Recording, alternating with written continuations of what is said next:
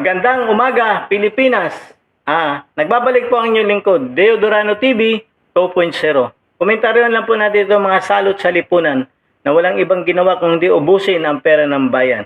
Mga salot, mga anak ni Satanas, mga kababayan. Walang ibang ginawa kundi ubusin ang pera ng bayan, mga kababayan. Yan ang nakakalungkot, mga kababayan. So, pakinggan lang natin itong favorite song ng ating kagalang-galang na presidente, mga kababayan. Dancing with the beat with DJ Glenn on the mix. Marcos bangag, Marcos bangag, Marcos bangag, bangag, Marcos bangag, Marcos bangag, bangag, Marcos. Yan po yung favorite song ng ating kagalang-galang na presidente, mga kababayan. So, komentaryon lang po natin ito namang ni Trillanes regarding naman po kay VP Sara. Yun po ang aming guest na si former Senator Trillanes dun sa yung pagkalampag sa mga bank account ng mga Duterte.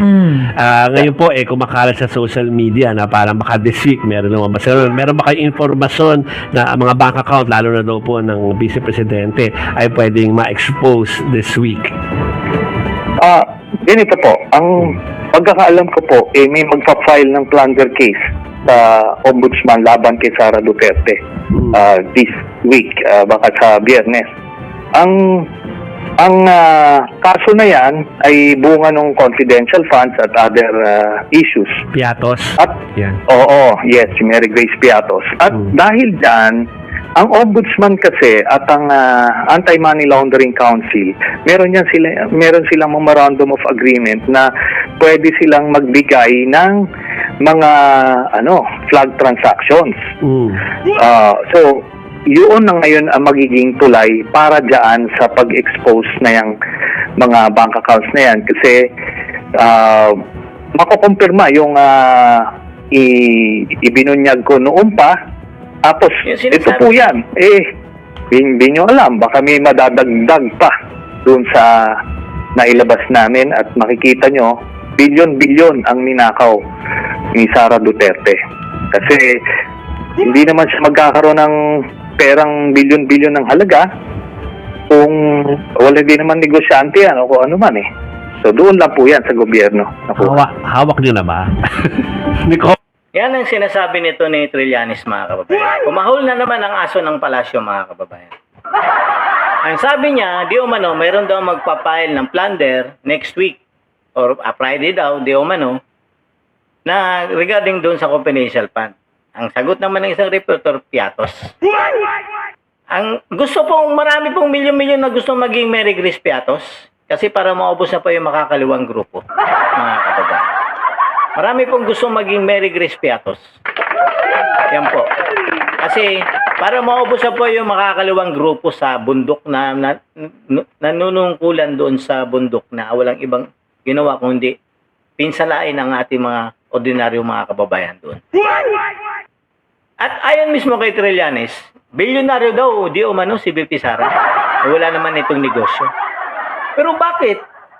Kunin pa, kung talagang totoo na sinasabi nito ni Trililing na yung confidential fund, 125 million, kung bilyonaryo si VP Sara, di sana hindi na niya na pinatulan yung At may nakita ka bang mga alahas si VP Sara na milyon-milyon ang halaga? Ba't hindi mo tingnan yung mga kongreso na nanungkulan doon? Papatulan pa ba kaya ni VP Sara 125 million samantala bilyonaryo na siya? Dito mo mahalatang itong si Trillanes nagsisinungaling talaga ito. Yung bank account na sinasabi niya, panahon pa yan ng 2016, mga kababayan. Last minute po niya yan Mabuti na lang nakausap ni Panelo yung BPI at sinasabi ng BPI na fake yung lumabas na bank account na hawak ni Trillanes. Doon napatunayan po yan. Kasi nga ito si Trillanes, wala talaga bang ginawa kung hindi wasakin ang mga Duterte. Ngayon siguro, busog na naman ito sa pera ng bayan siguro, mga kababayan. Kaya nagkakahol na naman siya. Yan, mga kababayan. Papatulan pa ba kaya ni VP Sara ang 125 million kung mayroon na siyang bilyon-bilyon? At ayon nga sa balita, marami sila lang, ibinuhusan nila lahat dito, mga kababayan. Dahil kabit daw di umano ng isang drug lord si VP Sara. Kabit ng isang drug lord si BP Sara. Para bang, bakit papatulan ni BP Sara ang 125 million? Yun ang hinahabol nila kung ano-ano na lang ang aligasyon na ginagawa nito kay BP Sara. Pero wala, para ano? Para wasakin lang sa darating na 2028 eleksyon. At anong sinasabi nito? Wala daw mananalong presidente na nag-number 1 sa survey. Bakit? Kasi nga, may puro dalawa nga. Kasi siya mismo ang nagsasabi noon dahil kay Jojo Marbinay, number 1 daw sa survey pero hindi nanalo. Pero ibahin mo ito ngayon, Trillanes. Ang sinasabi ninyo, ayaw na libo-libo na ang ayaw kay BP Sara, milyon-milyon po ang supporter niyan, mga kababayan. Milyon-milyon ang gustong magiging Mary Grace Piatos. Yan ang bantayan ninyo. Kasi baka mamaya, recruit lahat yan ni BP Sara, yung mga Pilipino na ordinaryo, i-recruit niya lahat Mary Grace Piatos. Pag once na naupo yan sa palasyo ng Malacanang. At sinisigurado ko sa Trillanes, yung sinasabi mong mangingibang bansa ka na lang, doon ka na lang, pag si BP Sara, talagang umpisan mo na magbalot-balot, Mr. Trillanes. Talagang mauuwi ka talaga doon, kung hindi sa kulungan ka pupulutin, mga kababayan. Yan na nga. Pakinggan lang po muna natin itong isa pang report ng Billionaire TV. Regarding naman daw na lumabas na whistleblower, mga kababayan. Kasi yung whistleblower na naman na ito, para naman itong ano na naman to, parang palabas na naman ito ng mga Billionaire TV na parang kay Bong Revilla na lahat ng whistleblower, kilala lahat ng Billionaire TV. Pakinggan lang natin. Wala pa mang isang taon mula nang ma-impeach si VP Sara, isang bagong affidavit ang lumutang kaugnay ng umano'y katiwaliang kinasasangkutan ng pangalawang Pangulo, kabilang ang umano'y maanumalyang paggamit sa kanyang confidential funds. Ayon sa sinumpaang salaysay ng isang Ramil Madriaga na nakuha ng Billionaire News Channel, siya umano ang inatasan ng VP na bumuo ng Vice Presidential Security Group noong manalo ito sa 2022 elections. Ayon kay Madriaga, Yan mga kababayan, ito yung whistleblower di umano na si Madriaga. Ito po talaga, gawain na ito ng mga yelo. Katulad ni Hontiveros, maglalabas ng whistleblower na nakatakip ang muka, nagtatago sa salita na ayaw magsasalita.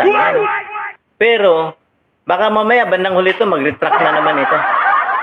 At itong whistleblower ito, nagtatago ito mga kababayan noong 2021 pa.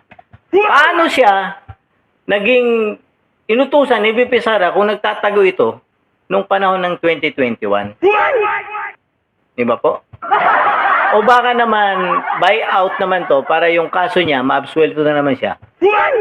Tapos ituro lang si VP Sara. At alam naman natin kung sino ang kausap nung sinasabi niyang Colonel La Chica, nung lumabas po yan sa Congress na sinasabi nung matandang babae na staff ni VP Sara, na si Colonel La Chica mismo ang nagbigay ng, siya mismo ang nagbigay ng pera kay Colonel La Chica.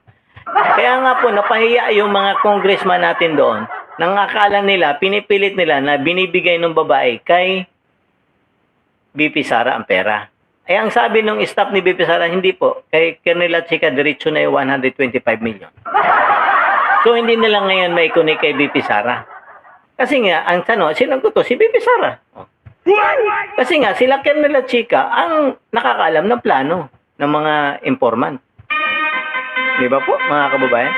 Tapos, ayon kay Trillanes, di umano, ayon kay Trillanes, si BP Sara ay bilyonaryo na. Bilyon-bilyon. Bakit papatulan pa ni BP Sara ang 125 million, mga kababayan? Kung bilyonaryo na si BP Sara. Nung Christmas party nga ng OBP, ang pinamimigay lang ni BP Sara mga suka, isang boting suka, Joy, mga sabon, isang pakete na yun lang po mga kababayan ang binibigay ni BP Sara. Anyet sasabihin nito, bilyonaryo si BP Sara, mga kababayan. Dito po, mapapatunayan po natin na talagang saksakan ng sinungaling ito mga witness na ito, mga kababayan. Yung dinadawit niya itong si Colonel La Chica, wala naman pong ano dyan, kasi ang nag-usap po, ang OBP at saka si Colonel Chica, at si Colonel Chica po ang nagpaplano kung saan ang mga informant. Di ba po, mga kababayan? Yan lang ang nakakalungkot dito. Pilit po nila, huling hura na po yata nila ito, mga kababayan, bago dumating ang 2028. Kasi ang dami po nila akusasyon ngayon, mga kababayan. Nandyan yung may kabit si BP Sara na drug lord. Sino nagpalutang yan? Kung talaga may kabit si BP Sara ng drug lord, ang swerte naman ng drug lord. Ha? Alam naman natin na galit lahat ang mga Duterte dyan sa mga ganyang illegal activities. Tapos sasabihin mo, kakabit pa si BP Sara sa drug lord. Mayroon pa diyang di umano na mayroon daw ito si Madriaga na naghati daw ng pera. Kanino? Doon kay Monsayap at doon sa undersecretary ng ombudsman? Ay, kailan ba ito? Itong taong ito, nagtatago po ito noong 2021. Kailan ba umupo si BP Sara? 2022. Bakit siya utusan kung nagtatago ito, mga kababayan, na magbuo ng Presidential Security Group? At alam ko, hindi po galing yan sa galing sa order ng Vice Presidente. Siguro, mamimili lang si BP Sara yung mag-close in sa kanya. Pero yung Presidential Group, galing po yan mismo sa Malacanang at ang nagbibigay dyan, ang Presidente, papunta dun sa OBP. At mga military po, hindi po yan. Siguro yung mga close-in na nakapaligid kay BP Sara, kung saan siya naroon, yun siguro ang mga pinipili niya lang.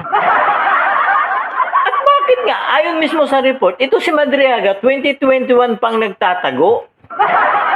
Dahil mayroon itong ginawang karumal-dumal na kidnapping di umano. Diba? Tapos kukunin pa siya ni BP Sara? Ganun na ba kabobo si BP Sara, mga kababayan? Ang dami, lahat na lang yata ng akusasyon, kabit ng drug lord, confidential fund, lahat na lang, ibinabato nila kay BP Sara. Pero ang hirap patunayan yan, mga kababayan. Yung sinasabi nilang Mary Grace Piatos, marami po ang gustong magiging Mary Grace Piatos. Milyon-milyon po ang maging gusto ng Mary Grace Piatos. Bakit? Kasi para maubos na yan makakaliwang grupo, mga kababayan.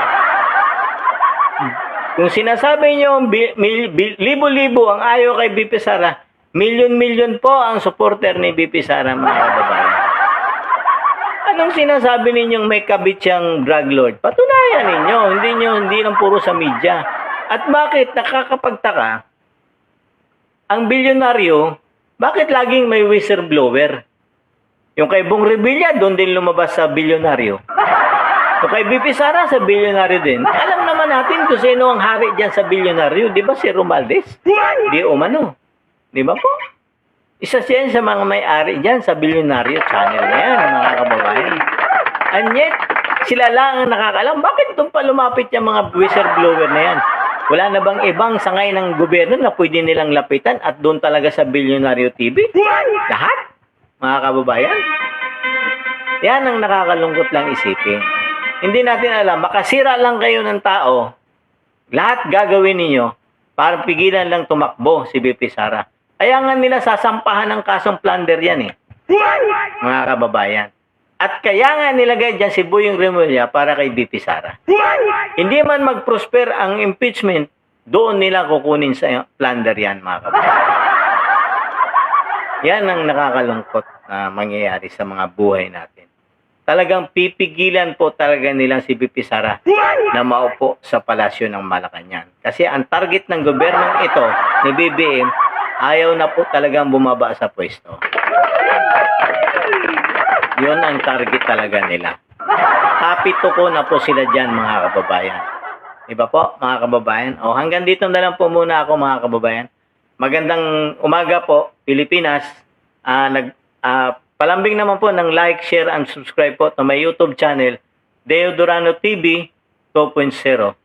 God save the Philippines. Hanggang sa muli po ng vlog, marami pong salamat.